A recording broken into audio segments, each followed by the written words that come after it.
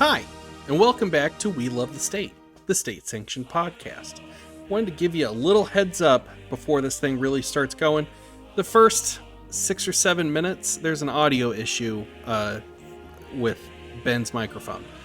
It's because I accidentally had his audio input doubled, and so there's an echo. Now, it's just in our intro, and it goes away as soon as the interview starts. So I didn't want you to start listening to this and be like, wow, that sounds like shit. It does sound like shit, but it goes away. So don't throw out the baby with the bathwater, if you know what I'm saying. Yeah. But anyway, hope you enjoy this episode, and we'll see you next week. Welcome back to We Love the State. This is the state-sanctioned podcast. I'm your ridiculously attractive host, Andy Coons, and to this direction is my other ridiculously attractive co-host. And I'm fine with semi-attractive co-host. I mean, I'll take whatever I can get. This is my, at least he doesn't make your eyes bleed, co-host. There we go. Setting the standards for the bar right where they should be. How you doing, Ben? Doing good. How are you? I'm doing pretty good. This was a good interview. I really enjoyed it. Yeah, I'm glad we can do these kind of things, kind of supporting like local talent and local people that are willing to pick up the torch for liberty and run for some of these seats, whether it's out in Timbuktu or whether it's, in Grand Rapids or Detroit or Lansing. So if there are any candidates out there that, really need some help getting the word out, you'd like to potentially sit down with Andy and I, have a conversation about where you came from, how did you get to liberty, and what are you up against in whatever election or run that you are currently on, we'd be more than happy to help you out. So please feel free to reach out, contact us at welovethestate@gmail.com, and we'd love to have that conversation with you. Yeah, absolutely. So, this is a lot of fun. Went in a lot of crazy directions at times, but Jake's a good guy. I think if he gets elected, he'll do a great job. So, and I think he's really relatable. Number one, like he is a down to earth, like salt of the earth dude. He's not hoity-toity, 3-piece suit kind of guy. He's just a good dude. Works a full-time job, works his ass off. And it's like you don't see that very often for people who are running for office. Right. And, I think you made a kind of a tongue-in-cheek joke about tracksuits because that's, he is just that guy that you just, you see at your local Family Dollar or, your state convention, and he's going to be the most relatable, down-to-earth guy in the room. You just almost know it without a shadow of a doubt, and he'll talk to anybody about anything. So, if you do see him out and about, if you live in Lapeer County, please feel free just to say hi, come up to him. I think we kind of joked at the end, give him a salute, say, we love the state, or I love the state. He'll know exactly what you're talking about. Yeah.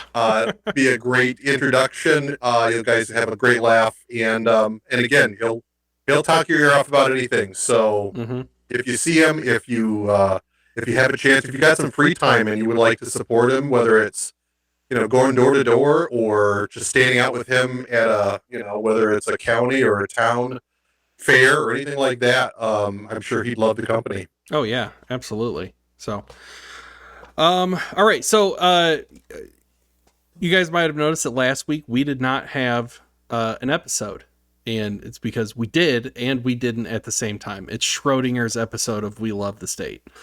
It's growing pains. We're just gonna chalk it up to growing pains. Yeah, there we go.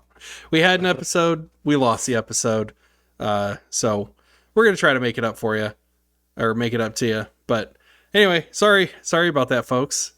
We hope it doesn't happen again, but I can't make any promises.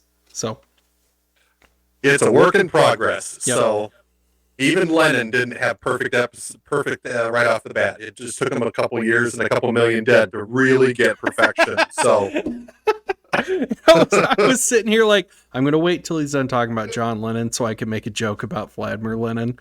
Was it Vladimir? It was Vladimir, wasn't it? It was Vlad. Yeah, Vlad. Good old Vlad. Yeah. Yeah.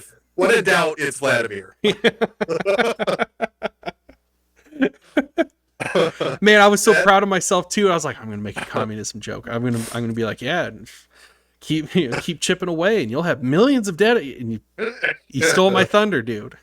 Oh, that would be funny. Like, when in doubt, blame Vladimir. I think that would be a funny bumper sticker or a T-shirt. Oh, dude, that should be some of our merch. Yeah, there you go. Stay tuned, people. When in doubt, blame Vladimir. We love the state. Fucking Vladimir. I think from now on, every time any shit hits the fan or goes wrong for us, we're just going to be like, fucking Vladimir. Yeah.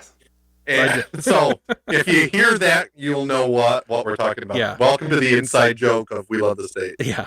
So like go on our Facebook, like go onto the Facebook group, and like if you have a flat tire or you spilled your coffee, just post a picture and say, fuck you, Vladimir. Yep. We'll know exactly what you're talking. There's nothing better than being a part of an inside joke. Oh yeah.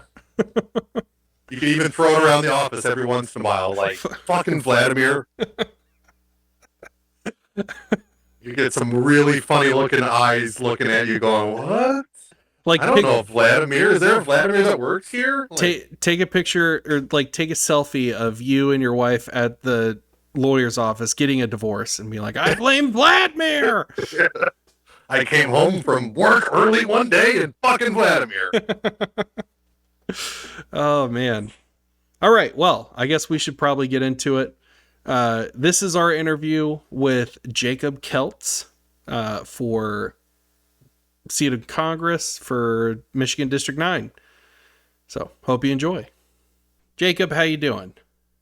I'm doing great. How are you, Andy? Doing good. Spike Cohen's best friend. Yep, that's me. You know, he also said that Ben was his best friend too, which I'm not jealous. Yes, you are now in the best friends club with Spike Cohen as well, Benjamin. Yeah. Hello, how are you? I'm not Doing jealous. good. I'm not jealous at all, but you know, sleep with a knife. Sleep with a knife because I got a gun. All right. So Jakob, tell us about yourself. Why do we have you on here today? Well, ladies and gentlemen that are listening, not to assume anybody's genders because I really don't care, and we're on the internet, so all your comments aren't even real. But I'm running for U.S. Congress, and it's District 9 here in Michigan with you guys here in the mitten, and I'm just doing this to give District 9 a libertarian option compared to the other three, which aren't that great, guys. Just to be honest, they're not that great. Yeah, I've caught a few of Brian J's genius tweets, and I say that very sarcastically. Yeah. Not somebody that I think represents anybody other than himself. Mm-hmm. Or just towing more of the same thing for the Democrat Party, towing the state line. Right. So, all right. Well, we've got a string of questions here for you. I'll go ahead and take the first one. Why do you want to run? Why? To dial back the tyranny of the state even slightly in our lifetime, you know. The Ron Paul revolution is alive again thanks to like the millennials and the Mises caucus and the people that are joining up with the Libertarian Party. And I believe it's not just the Libertarian Party, it's on all of us as millennials to pick up the torch for liberty and keep it burning so that the future generations coming up after us still can at least have a little bit of that light burning, leading the path for them. Mm-hmm. Well, what was it? Sorry, this is a multi-layered question. What was it that made you decide not only to run, but why? Like, what was the thing? Like, maybe it was an event that happened, or maybe it was something that you saw. But like, what was the catalyst that made you think like, I, Jakob Kelts, need to run to take care of this? Like, what was there anything like that happened?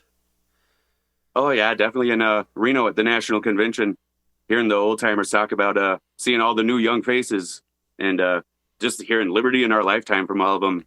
And now I think that liberty in our lifetime is essential to the future generation's liberty, not just our own. Well, I mean, hey, I want all the freedom all the time for everybody, including myself. So call me selfish for wanting to run and try to give everybody a little bit of freedom. Mm-hmm. Yeah, for sure. So kind of going all the way back to the beginning, what brought you to the Libertarian Party? And did you come from, were you like a disavowed Republican or a frustrated liberal, or were you always kind of libertarian leaning and then you just fell into it? I was always kind of libertarian leaning. I come from like a neocon household. Like my mom was a bleeding heart Republican, and my dad was in the basement on the ham radio listening to Alex Jones. So I got a little bit of the right wing, but I was also left leaning because I was like, why are we arresting people for marijuana and stuff like that? Why aren't drugs decriminalized? And oh, hey, why is the state spying on us? So when I was like 16, 17, I found Aaron Russo's documentary called America Freedom to Fascism. And it's all about the IRS and the income tax. And that was the first time I saw Ron Paul and heard him talk. And I was sold for libertarianism since. And then, after seeing what was happening with the party, and right before I joined, before the national convention, like I was a libertarian, but I was like 16 years before I finally joined the party and got involved with the party, you know? Sounds kind of very similar to my journey. I think when I started getting to libertarianism, I got turned off quite a bit by the Nick Sarwarks and the infighting, and it's just like, this isn't a real party. I mean, you got candidates with boots on your heads, you got streakers running across your national convention. Like this is just a joke, you know. It's Right. a bunch of people who just want attention. So I never really took it serious until I think, you know, Ron Paul kind of inspired the introduction, and then you know, with the changeover that we've been a part of the last probably year or so, all of a sudden it's cool to be a libertarian again, it feels like. Right? Yeah, I'm with you there. See, exactly. I met up with our state communications director like almost a year ago today, and he like just got me so pumped to get involved with the party. And it was the Mises caucus and all of them. They're like, fine, yeah, about time you got on board. What took you so long? And I was like, I just wanted to be left alone. And then COVID happened and they didn't leave me alone. So, and here we are, boys. I think that's probably one of the biggest struggles of libertarianism. We all want to be left alone, yet you kind of have to win elections to enforce change. Alone. Yeah. So it's kind of an ironic, what do they talk about? Talking in circles almost. Yeah, where it's just like you can't have one without the other, but you can't have one without the other. So you end up chasing your tail. It's crazy. It's a vicious cycle. It's crazy how like whenever you get like gripped by the idea of liberty, you know, it takes a hold of people in a way that nothing else does, you know? Oh yeah. And like there's no political movement out there quite like the liberty movement, you know? And for me, you know, like coming from being a leftist and it's just weird, like thinking about liberty and how it's like, no, these are the right answers for these problems, you know, instead of thinking like, well, this is my opinion on it. Like, no, there's no opinion. Like this is fact, you know, like this is how I feel about something. Yeah. Yeah. You know, like, well, it's different with the liberty movement because people are like, well, I think that gas is so expensive because of Vladimir Putin, or I think food is so expensive because of this. And it's like, no, the correct answer is the Federal Reserve. You know, like that's the correct answer, you know? 1913, the Federal Reserve Act, man. Yeah. It's just, it's crazy how, I don't know. It's crazy that the liberty movement just grabs people like that. And that's like, unless you're being willfully ignorant, you know, I feel like everybody could really be a part of this movement. I don't know if I'm sounding dumb or anything. No. I will argue. Out here where I live and work, I talk to people all the time. Everyone is a libertarian. They just don't know it yet. Yeah. You know what I run into a lot out here in Lapeer County? I'm fiscally conservative, socially liberal. And I'm like, how where have I heard that before? And how fiscally conservative are you? I've heard this line before, but I hear it a lot, so I know you're a libertarian. Yeah. You just haven't quite figured it out yet. There's a skit that I wrote for TikTok that has to do with that phrase, socially liberal and fiscally conservative. And I won't give it away, but you guys are gonna like it. Well, I like all your TikToks, Andy. Oh, thanks, At man. least the ones I see, because I'm not on TikTok. So, keep sharing them on Facebook so I can watch them, bro. I will. Keep reminding me to make them public because I always set them as Yes, private. sir. All right. So what can you tell us about the people that you're running against? Like, what are their stances? And how is voting Libertarian better for the residents of District 9? It is District 9, right? Yes, sir. District 9 in Michigan. And, I'm running across the Democrat. We brought him up earlier, Brian J., or, as I like to call him, Karen J., because he will call the manager on you so quick and block you on the internet before you can even have a chance to have a decent discussion.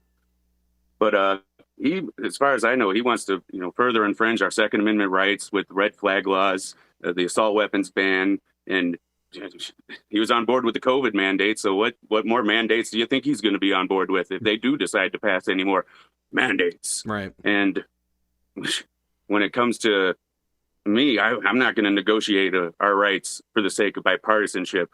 Like, I'm going to be a firm line on the Second Amendment. Like, not even just protecting what we have. I want to bring back the Second Amendment rights we had, before, like, the NFA and the Hughes Amendment. Reagan just came in there and said, I'm cleaning house and creating the Department of Education along with taking your machine guns. So good luck. Mm-hmm. And when it comes to the Republican, Lisa McClain, she will gladly protect what little Second Amendment rights you have left, while also voting to spend on the NDAA, which would further, spy on us and do all sorts of shady business actions overseas. Because let's face it, the government's just big business. It's just a big business, and they're only in this for money and power. It's playing both sides in the weirdest way. Yeah. Let's give people guns and then try to spy on them. Mm-hmm. But there's also another third-party candidate. I believe his name is Paul Wakowicz. It's another, Benjamin's DeJong.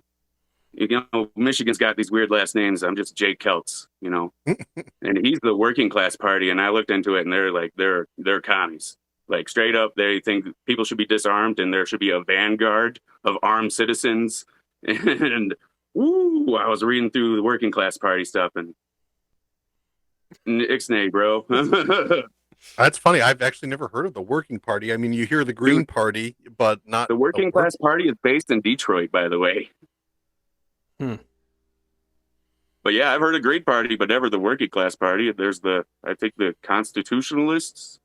Oh yeah, there's a few other third parties out there. Yeah, I've heard of the Constitutionalists or the Constitutional Party, but yeah, never the working class party. That sounds super fucking communistic. Just in the name. Oh yeah, dude! It doesn't sound like they're trying to hide it. Of them. I was like, oh well, this is just Marxism.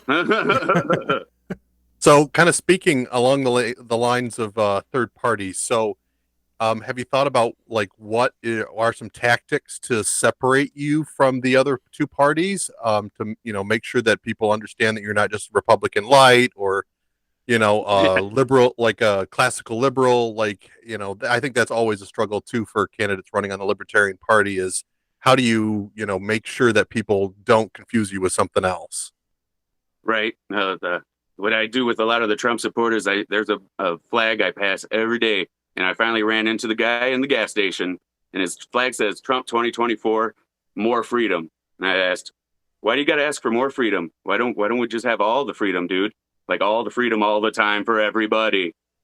And he was like, you know what? That doesn't sound too bad. You're not going to get it from the Republicans, my man. You're not going to get all your freedom from them because trust me, they don't need you to have all of it. So, and with the left leaning, I always get them with, I'm pro-choice because that should be, I'm not so much pro-choice. I don't want the government just outright ban it completely. Mm-hmm. It should be between the mother, the father, and the doctor, and the government shouldn't be involved at all. Yeah. You know what I'm saying? Oh, yeah. So I can win over some Democrats with that as well. Like, because, they're like, okay, so you're still cool with abortion. I'm like, yeah. I'm all right with it if you have to do it, I guess. Yeah. my thoughts on it, like I call myself pro-life, but like Yeah, I agree with you that I don't like the idea of a federal ban. And it was actually Spike that changed my mind on this, because I was like, well, yeah, abortion is murder. Like, we should make it illegal, you know? And one thing that he told me, or no, he said it on Patrick Bet David's show. He said that the war on terrorism gave us more terror, or terrorism. The war on poverty gave us more poverty. The war on drugs gave us more drugs. Can you imagine what the war on abortion would look like? And he said that, and that hit hard. I was like, holy shit. Yeah, that's the nightmare scenario right there, is the federal government's war on abortion. Because not only are we going to have more abortions, we're going to have a lot of dead 15-year-olds, in dark alleys or something like that. And I was like a firm like pro-lifer myself until someone I personally knew, that she moved down to Texas, got engaged, got pregnant with twins, and was so far along, and then lost one of the twins. And to save the life of the other twin, they had to surgically remove the dead one. Mm-hmm. And because Texas law, that's abortion technically. So by the time they got from the OBGYN to the ER to the OR, and they did all the legal loops and hoops they had to jump through, the other twin died. And she lost both her kids. Oh my when she God. could have easily had at least one, She could have had one of her children. Yeah. But because of all the abortion bans in Texas. Whew. And that was like the thing that hit me the most. Yeah. When she told me the story, and I was like, well, you know what? No, yeah, I'm sold. I'm cool with it. If you have to do it. If you have to do it, do it. Yeah. I think my kind of push on that was a movie called The Cider House Rules. And it talked about, I think it was a kid growing up in an orphanage, and I'm guessing the 20s or 30s, kind of in Vermont or somewhere like that. And, trying to deal with, the orphanage, the guy who kind of run it was doing some abortions on the side, because he was like, yeah, they're illegal, but I'd rather do them, where everybody's safe, than having the mom come in after she's tried to do it herself with a coat hanger, and then I have 2 dead people. So it does, there's an exception for every rule. And so to try to make abortion a black and white issue, and I think that's kind of what's happening right now between Republicans and Democrats. I mean, Democrats want to make it to the point of conception. They want to, legalize it. Even, I mean, I've even heard even after, like moments after delivery. Yeah. And then you've got Republicans in like Texas, to your point, where you could have saved a life, but they're so far right on this that they don't, if nobody gets to live. So it's like, why can't, and that's the beauty of returning it back to the states, because hopefully with 50 different approaches to the issue, a lot of them are going to get it a lot closer to at least the people who live in that state, at least to what they believe, than a one size fits all. Again, I'm sure I'm preaching to the choir for most people listening, but yeah, for me, sir. Yeah, there we go. All of a sudden, I've made myself a candidate. Maybe next year, or well, no, not next year, but I think 2024, brother.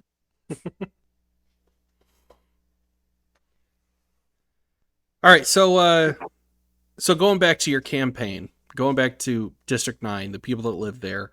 Well, first of all, before I ask the main question, like what kind of people live in District 9? Like what's the average person there like? Lots of farmers and blue collar workers. Their fathers and grandfathers worked in GM, and they lived out here because you could make the drive and you were making great money. Yeah. But there's also like a lot of, they're from out here, and they're all bleeding heart Republicans. My dad was a Republican. My grandpa was a Republican. I'm going to vote Republican because they voted Republican too. Yeah. Those, can you blame them? The Democrats are awful. And that's honestly, a lot of them, I'm voting Republican because I can't let a Democrat win. Yeah. All right. I can understand your logic there, my man. But what if I told you they were the uniparty and they both want to take away your freedom? Yeah. I think that's the tough one, because I know that's what gets my parents, is the message is not necessarily voting for candidate A, but voting against candidate B. And so how do I make sure B doesn't win? Well, I can't vote Libertarian, because if, they're not going to win, then I've got to vote A, because I can't, we can't allow them to be governing us. And I think that almost tells you a little bit about the size and scope of the governments, multiple governments, is the fact that one person. If one person gets elected, they're going to ruin my life. And it's amazing. You hear that from at least both main political parties. Is if Trump wins, it's going to be nothing but racism and guns and anarchy. But if like the Democrat person wins, we're going to all be thrown in internment camps. And it's like they go to such extremes. It's like, well, why are we even allowing a government big enough to actually like deliver those concerns? Like that should be the problem, not necessarily the candidate who's going to screw me over. It's the government that gives them the power to screw me over. And it's like, how do you convince a Republican to say it's not the person, it's the institution that you need to fix? It can be very frustrating. So good luck. Mm-hmm. Yeah. A big conversation starter when I'm driving around town or like a Home Depot or the gas station, my big "End the Fed" bumper sticker across the back of my truck. Like people stop me and they go like, "I love that." And I'm like, "Hey, you know what would be another great idea? Maybe not have printed all those trillions of dollars for those stimulus checks. We'd be a lot better off." And they're like, "Yeah, you're right." And I'm like, "Oh, imagine me saying that a year and a half ago when we were doing it." Crazy. One thing now is, with the Fed's raiding Trump's house, like you kind of want to start poking some of these, statist Republicans, these neoconservatives who are like, they're back the blue, they're military no matter what, and all of a sudden it's the Feds who's turning on their guy, and it's like, it's funny. The last 3 days we're seeing more people be down with abolishing the FBI. That's crazy. Wanting it for decades, Yeah. Well, it is wild to hear. I was just hanging out with some Republicans earlier today, and they were talking about abolishing the FBI, and I'm like, this is something I would have never, ever expected to see, ever hear a Republican talk about abolishing the FBI. This week. Same deal. I was like, did you just say abolish the FBI? He's like, yeah, we need to get rid of them. And I'm like, oh, I'm so proud of you. Yeah. Well, that's but you want to say like, hold that thought until a Republican gets reelected or in the office and they start using the FBI for their pet projects. Mm-hmm. And then you go back to those people going, so what do you think about ending the FBI? Yeah. And that's where it's I guess it's fun to catch Republicans and Democrats in the it's okay as long as my guy's doing it kind of a moment. But it's hard to hold their feet to the fire because, it's always for a bigger and better purpose if my guy's doing it. Didn't the FBI investigate Hillary and her emails and servers? And what came of it? Nothing. Yeah. I bet that's exactly what happened with Trump. They're going to investigate it. She's selling merch, joking about that. She has hats that say "but her emails." They have hats that say that, and it's so cringe. Yeah, and it's like it's bananas. But I'm actually really excited about this, about all the late shitting on the FBI. I love it. Obviously because I'm a libertarian and fuck the FBI. To see it. All here for it. But the other thing is like it kind of pumps me up because I'm like, okay, these are the two ways that I see this playing out. Either Republicans are going to get red pilled in the Republican Party. Mm-hmm. That's a pipe dream. I'll admit that. Either the Republicans are fully red pilled with all these 3-letter agencies, or the Republican Party fizzles out. Both of those things are good because that leaves a void for the Libertarian Party to fill. All right. Mm-hmm. Now, if the Republican Party is red-pilled on these 3-letter agencies, then the Republican Party just becomes the de facto Libertarian Party, in my opinion, and because I think if you have a red-pilled Republican Party, there's no room for neocons, there's no room for warhawks, mm-hmm. and then it's just like, okay, well, there's the liberty in our lifetime. We got one of the two old parties to basically be libertarian. And I'm okay with that. I'm okay if there's never a libertarian president, if we can switch one of these major parties to the Libertarian Party. Hey, buddy, when I'm in D.C., I'm going to try to chip away at that hard statist shell of those people there, man, Republican mm-hmm. and Democrat. Mm-hmm. Let's get down to that, nice and juicy libertarian center. Yeah. Also, if it exists. Also. Oh, no, everyone's a libertarian, Ben. They just don't know it yet. Also, when you do get elected, because you're going to win, all right? I'm not a psychic or anything, and if I'm wrong, don't kill me. But I'm not giving you lotto numbers for your financial advice. So, when you win, the two things that I want to know the government's information on aliens. I want to know who killed JFK. Fair enough. And I want to know if Bush did 9/11. That's all I want to know. Okay, and Andy, if I do, or when I find out these things, I'm going to tell you and you alone. So Okay. if it leaks, I know where it came from. Not over the phone, in person. So we talked a little bit about Ron Paul bringing you kind of into the fold. Is there any other like voices or big names in the Libertarian Party that people might know of that you would say, you know, I'm aligned 90% with this person or that person? Well, it's definitely a callback, like a real deep back callback. Patrick Henry, one of the founding fathers, the "Give me liberty or give me death" guy. And I recently looked up the whole speech. Great. I just always saw the little snippet when I was 10 years old in the history book. Patrick Henry hates the federal government, anti-federalist, give me liberty or give me death. I like this guy. The young men are dying. Why should I sit here and do nothing? I like this guy. And I'm like 10, 11 years old reading about Patrick Henry. I'm like, yeah, I like him. I dig him. You know, yeah, that's definitely Dave Smith and Ron Paul's still out there, doing it. So once I saw Ron Paul in Reno, I was like, 16-year-old me can die happy. His arm thing. Like that Kermit the Frog video where he's freaking out. Yeah. I was standing next to you when we were watching Ron Paul. Yeah. You did that. You went, I can verify that. Oh man. Okay, so what do you think? What do you think is the biggest thing that the residents of District 9? What's their biggest issue? Like, what's their biggest sort of like kitchen table issue? Oh, right now the same as everybody else's. Mm-hmm. Inflation, recession, and gas prices. The Second Amendment.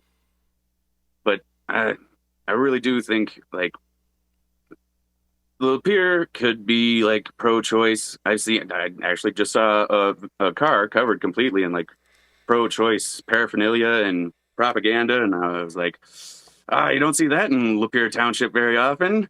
I pulled up, and of course they had pink hair, and I was like, yep, that makes sense. Yep. Mm-hmm. Oh, hey, glad you're here in Lapeer. I would love your vote. I'm pro-choice too. As I roll down the window and drive off. Well, I mean, it's good to find. I mean, even with like woke liberals, like it's good. It's always good to find at least something that you can connect to them with. Yep. I mean, that's usually the one that goes well with me. I'm like, I don't really care about your pronouns or what they are. You can do that over there. That's great. Mm-hmm. But we can both agree that abortion should be not fully banned everywhere. Yeah. I think it is almost harder and harder to have those kind of conversations to find a common ground with liberals because, they used to be anti-war and, they're not anymore. Like that was a big thing that we could, find. They used to be, pro-legalization, and I think that's still out there, but it's definitely not. I mean, because I think to become so authoritarian, it's hard to get them to be like freedom loving because there is this, for some reason, there's this, whether it's the pandemic or they've kind of like been able to tie freedom and fear together, where if you have freedom, there's going to be mass deaths, there's going to be violence, there's such a weird right now where freedom is such a, like a 4-letter word because of the negative connotations that go with freedom. So It is that, I mean, that's kind of our platform, right? And so like, how do you shout that from the rooftops and not have people go, get away from me? Don't breathe on me. Don't shoot me. Like there is just this panic. I was just talking to an old friend who I hadn't seen in a while, and she was talking about how she was so relieved when they, allowed her kids to get vaccinated. And I'm like, your kids are like under 10. Mm-hmm. Yeah, no. Oh, God. But it's this just panic and fear that has just been pushed and pushed and pushed, and people just buy into it. And it's, it's one of those things where, I love Michael Malice, and I love the idea of like, actual anarchy, like no government at all. Mm-hmm. But what's the problem with the state? It exists. Right. Well, and that's the problem, is I don't think human nature would never allow a no government institution, because of this innate desire to be protected, and on top of the fact that it's not just protection, it's the ability to absolve yourself from responsibility, because if you give control to the state or to some, then it's never your fault. You always can say, well, it's the Republicans, or it's the state house, or it's the local municipality. It's never your fault. So I think we've seen that as the states have kind of given up their power to the federal Congress, and federal Congress has been giving up their power to the presidency. I mean, we've been on a kind of a binge towards dictatorship for, so many years. And it's like, I just don't feel like it see got how you do fast-tracked that. after 9/11, like with the Patriot Act Patriot and all Act, that fear. I think all that fear they pushed in. Fear, Yeah, fear, 9/11, terror, fear, 9/11, terror, fear. It's like Right. it's like that all over again. Yeah, they definitely found what worked, and it took, that's right out of the Nazi playbook, where they burned down the Reichstag and blamed it on the communists. I mean, Yep. you really, it's amazing the tool that fear is, and people will fall for it. And it's really, I don't know. I mean, it's, you could get down to the rabbit hole and say, well, that's kind of the byproduct of our education system. You're supposed to be, just follow orders and run when you're told to run, hide when you're told to hide. And that's like drilled into you. And maybe that's kind of, that's what we get for how we are, educating our kids. But I just, it's so hard to know, like, how do you reverse course on any of this, especially from a candidate perspective. Yeah. How do you get people to say, like, you're not in Kansas anymore? Like, wake up. Indeed. It's like we're all on the bus and it's heading towards the cliff, and we're right up at the precipice, almost over the edge. Let's get a lot of Liberty people to grab the wheel real quick and turn it around. Do you as think many libertarian candidates as we can get in 2022 and 2024 on the federal, state, and local level? Do you got? Not to be a horrible Debbie Downer or anything, but like, do you think that we can? Like, do you think that we can turn the ship around? Not to also be like a dark-sided, ungodly Debbie Downer as well. I think it would take something really, really, really horrible for this country to turn around. And not just this country. I mean, like the people in this country, like national divorce. If we split this country into four, we might not be able to do it through the House and the Congress and the Senate. It might take a cataclysmic worldwide event before we have that, like say Yellowstone goes off and northern half of America's gone.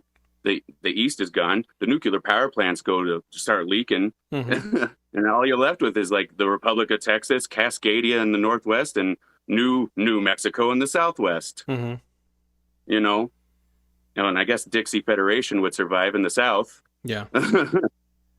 I kind of look at it because I'm with you guys on the fact that the ship has way too many holes to be salvageable. I mean, we're going down. It's just a matter of time. So my thought is like, how can the Libertarian Party have a say in the rebuild process? Because there's going to be the potential for something great in the ashes of something that was destroyed. So, how can we position ourselves to make a name for ourselves to when shit hits the fan, people go, holy crap. This Jake guy that was running for the Libertarian, he said this was going to happen. He had ideas in place. You know what? We should have listened to him before. We're not going to make that mistake again.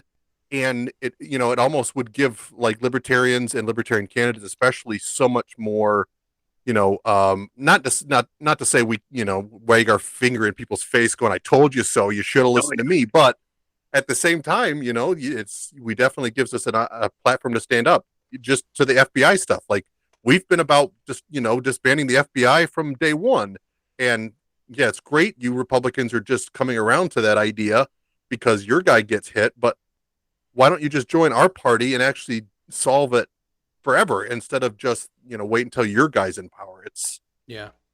It is a difficult conversation to have when people are so ingrained in their beliefs. On the topic of national divorce, I think one way, because like it's becoming part of the common like lexicon, like people are talking about it when, like, I remember 7 or 8 years ago that's when the idea first popped in my head, because like, and not to sound like just a Tim Pool shill, but like, as far as civil war in this country, like that's something that I'm kind of worried about, Yeah. And I know that Ben and I have a different outlook on this, but if the way that I see, like, I don't think the right and the left can coexist in one country. I think it's too far gone. There's no more middle ground.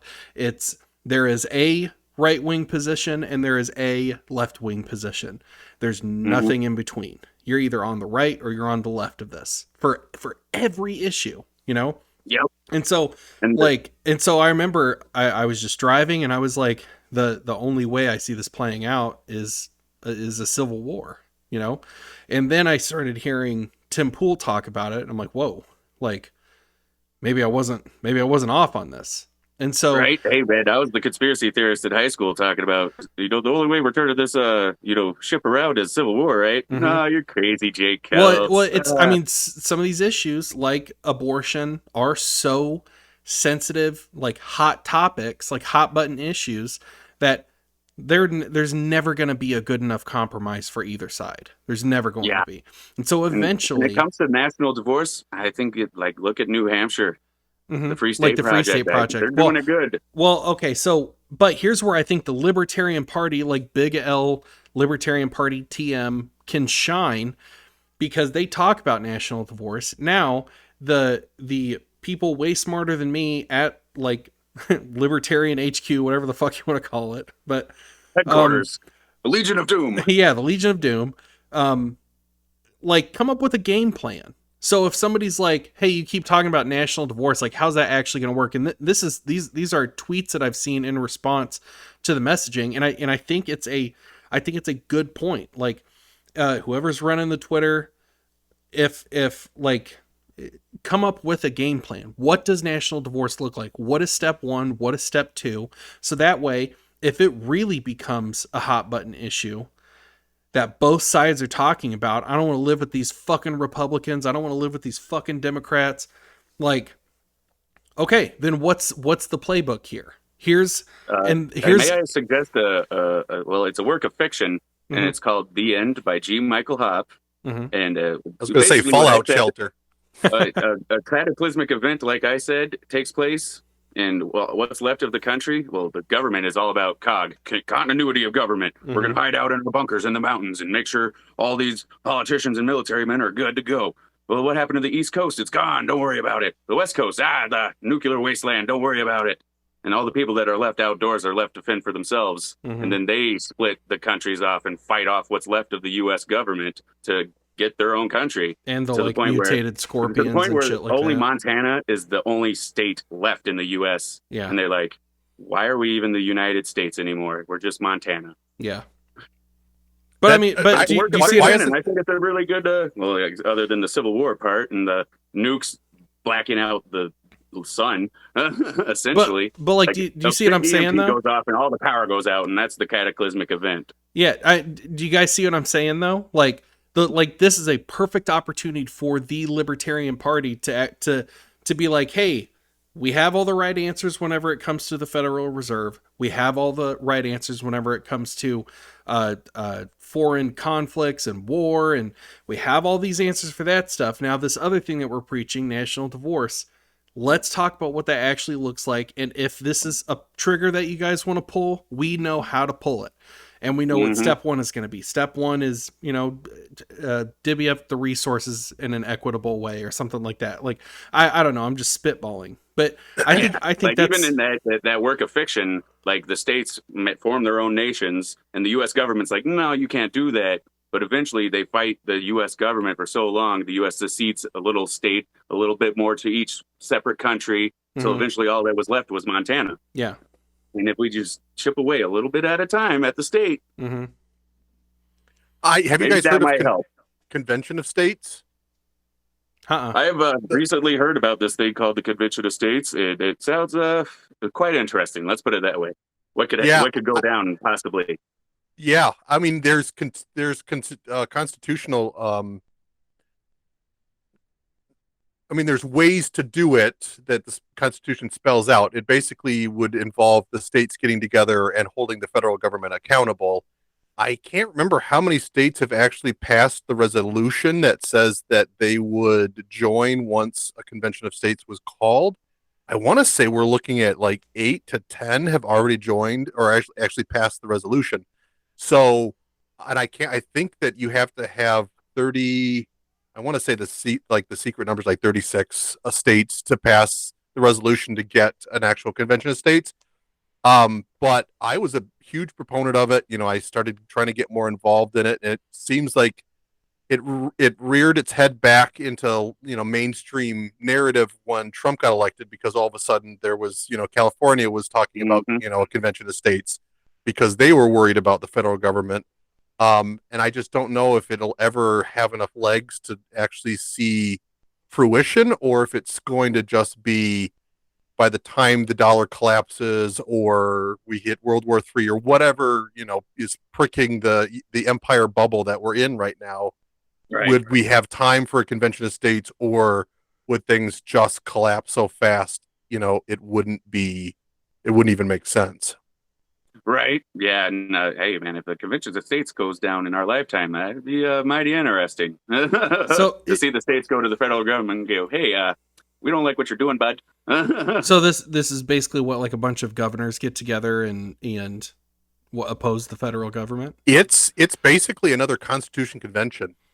So it is basically, you have representatives from each state going together, and I don't know if they would be, the goal would be amending the Constitution, or if it would simply be holding the federal government accountable to things that they have kind of blown out of the water. So a balanced budget, like we haven't passed a balanced budget in, I can't even tell you the last time, and so it's small. Yeah, it's small things like that to say, no, you have to balance the budget every term. That is that is part of your job, and you have not been doing it. Mm-hmm. We as states are going to do A and B, and not just pass a resolution, but say, we will withhold any taxable income from you until, there'll be, recourses put in place. So, but I'm not sure exactly all of the rules and regulations around what that would look like, but there is potential. Now, some people are like, well, if it's all red states, they're just going to hold a convention of states and ban abortion nationally. So I don't want a convention of states. I think from my reading of it, there are some pretty tight pillars around like what is going to be discussed and what are the outcomes, just to prevent, just a massive blow up of the, the federal, or at least the constitutional means of government that we have right now. So but at the same time, like, that's not something I've ever heard the Libertarian Party really get behind. So you kind of wonder whether it's Convention of States, whether it's national divorce, at some point you almost need the party to get behind something like that as it takes more and more momentum. Because if we agree the ship is full of holes, there's no way to right size it. Now, that's a shitty message to be pushing out, saying we're all fucked. Let's focus on plan B, like national divorce. What does that look like? Or plan C, what does a convention of states look like? But at the same time, if it gets more and more attention, then why shouldn't the Libertarian Party be pushing that as an alternative to current state? For the sake of Ancapistan? Potentially. I mean, you definitely, I think, was it Justin Amash recently? Was it the Liberty Fest or wherever he was? He got booed when he was talking about that he doesn't want that was the Libertarian Party getting behind. It was National Divorce. Yeah, right? The National Divorce. Right. Well, that was Young Americans for Liberty, I think. Yeah. I just know he got booed. Y'all. And so that says something right there. You have somebody who I think, I photographed for Justin's campaign. I was a huge Justin Amash supporter, but I've, little by little, I've come to see that he does hold the federal government in higher esteem than I do. And I see that for a lot of Mises folks. We talked about if there was a button to blow up the federal government, would you push it? I would, and I think the right question is how many times. Yeah. Well, and I think we did. No, you don't even get out. It blows up the Federal Reserve or the federal government. It blows up, and I'm like hitting it 3 times. Oh, what's it blowing up? What's it blowing up?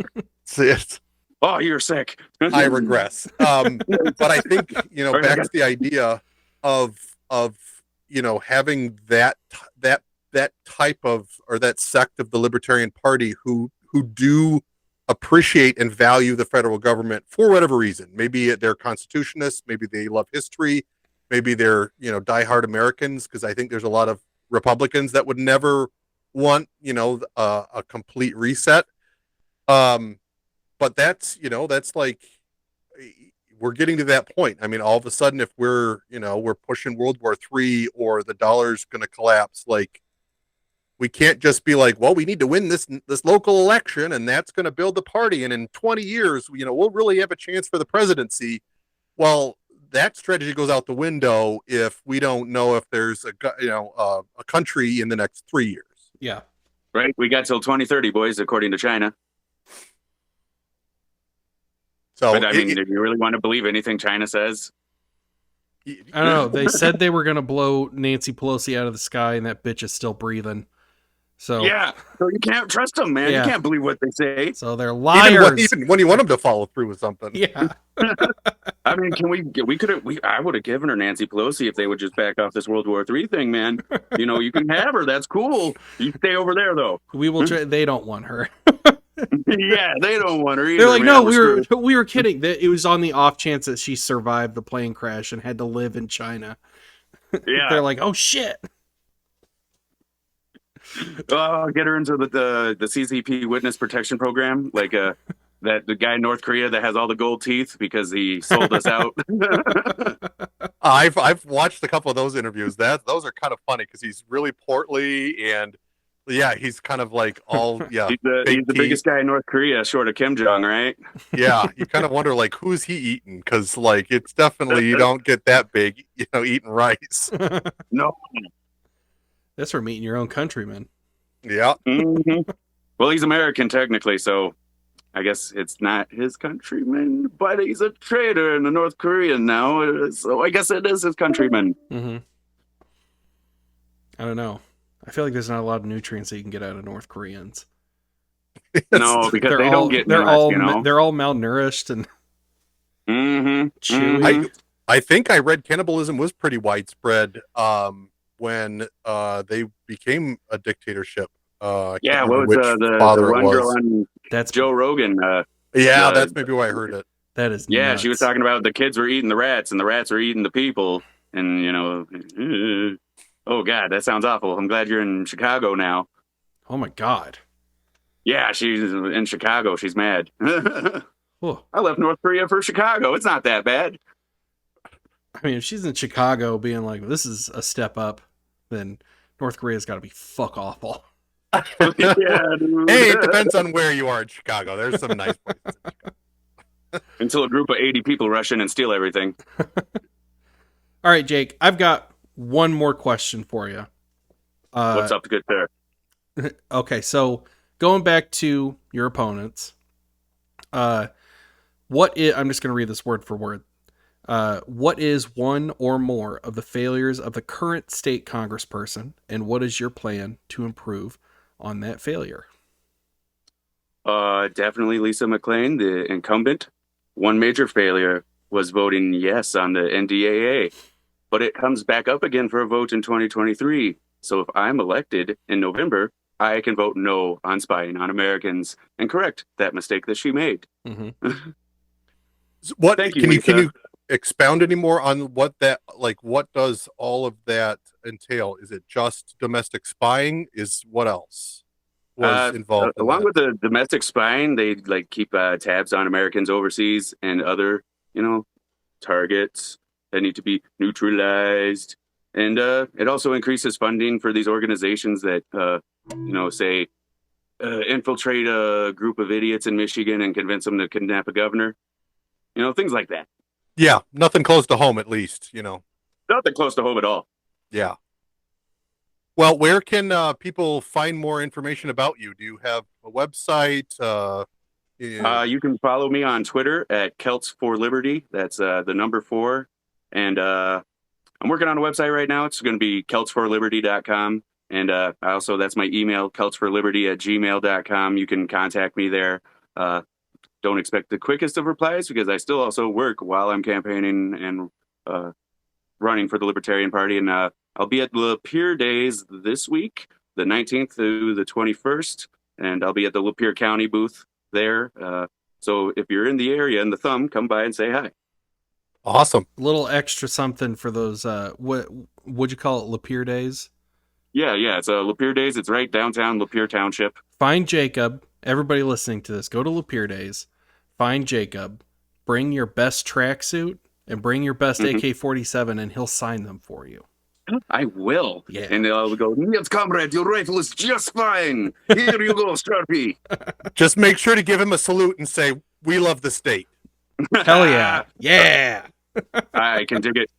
Gentlemen, we love the state.